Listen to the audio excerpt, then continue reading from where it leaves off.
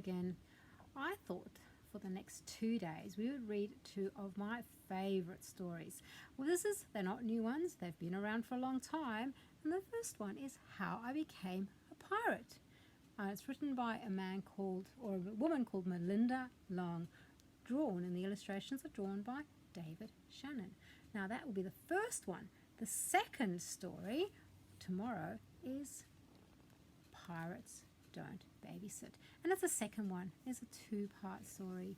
So today I thought we'd read How I Became a Pirate, and then tomorrow we can hear Pirates Don't Babysit. Let's go.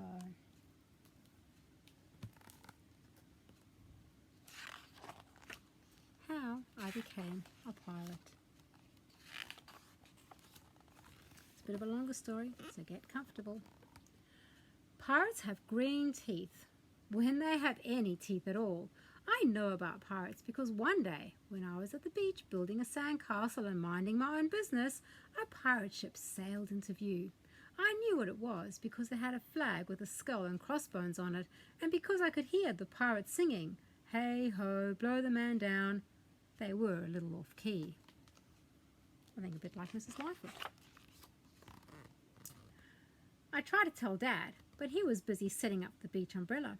I tried to tell Mum, but she was busy slathering my baby sister with sunblock. So I went back to my sandcastle, but I kept an eye on the pirates.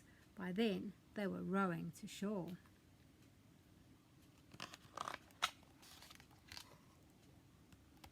When they landed, I heard the head pirate climbed out of the boat and yelled, "Ahoy there, matey! Be this the Spanish Main?" "No," I said, "this is North Beach." "Shiver me timbers," the pirate said. "We must have taken a wrong turn at Bora Bora."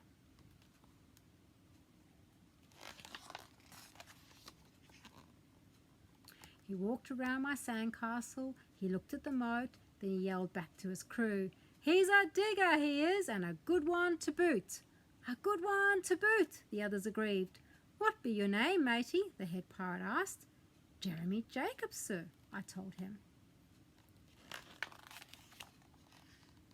"Well, Jeremy Jacob," he said, "you're looking at Braidbeard and his crew.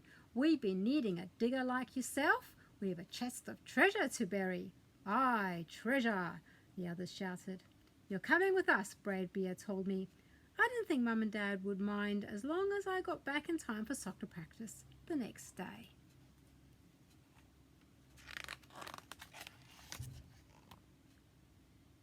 That's how I became a pirate. As soon as we were on board, Braidbeard showed me the chest of gold and jewels. "Got to find a place for this here treasure. It's high time we were off," he announced. "We're off," we all shouted. And then we set sail.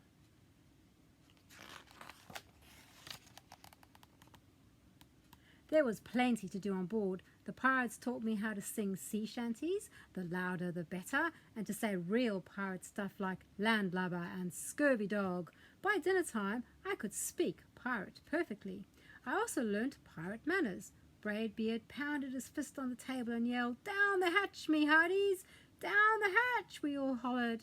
Braidbeard gulped his food and said, "Hand over the meat!" "The meat!" we all roared. Nobody told us to finish our spinach. There wasn't any, or to chew our carrots. They weren't allowed on board. We talked with our mouths full and nobody said please or thank you.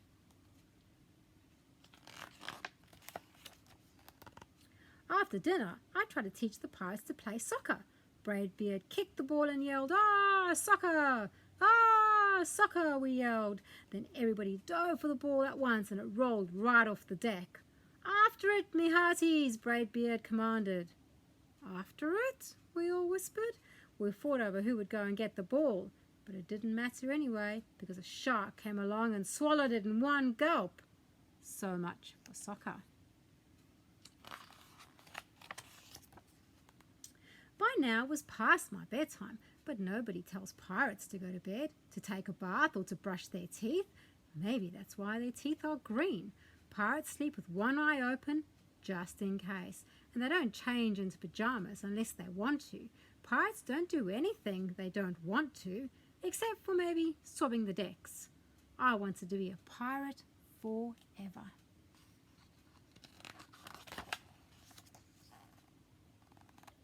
But then I found out what else they don't do. When I couldn't stay awake any longer, I asked Braidbeard to tuck me in and read me a story. Tuck you in? He bellowed. Pirates don't tuck. No tucking, the crew cried, and the only thing they had to read was a map. Don't you have any books? I asked. Braidbeard looked confused. Books? I didn't even bother to ask about a good night kiss.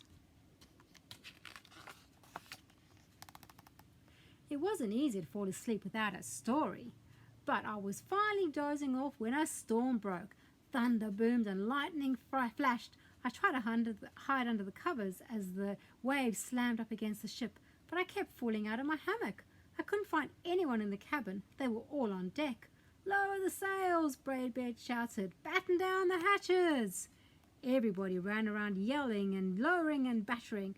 Nobody had time to sit close and tell me it would be okay. Over soon, nobody even noticed me. I decided that I didn't want to be a pirate after all.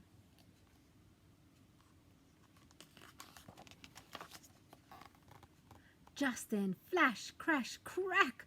Lightning hit the mast and it split it right down the middle. What do we do now? Yelled one of the pirates. We have to turn back, called another. But the treasure, hollered Braidbeard. Where will we bury the treasure? I stepped forward. Maybe I can help, I shouted over the wind. I think I know the perfect digging spot. When the storm was over and we rowed back to shore and buried the chest, we drew a map so we could find the treasure again. But I don't think we'll need it. This is Jeremy Jacobs' backyard. After that, the pirates repaired the ship and got ready to set sail. Before they left, Braidbeard handed me a flag and said, You make a fine pirate, Jeremy Jacob. Guard that treasure well. We'll be back soon enough to get it. Soon enough, the crew replied. And if you ever need us, Braidbeard added, just run the Jolly Roger up yonder pole. Up yonder pole, the others shouted. And maybe I will, but not today. I have soccer practice, and his team is called the Pirates. Go. One of my favourite stories. All right, tomorrow we'll get to see or get to hear the other parts. Enjoy the rest of your day.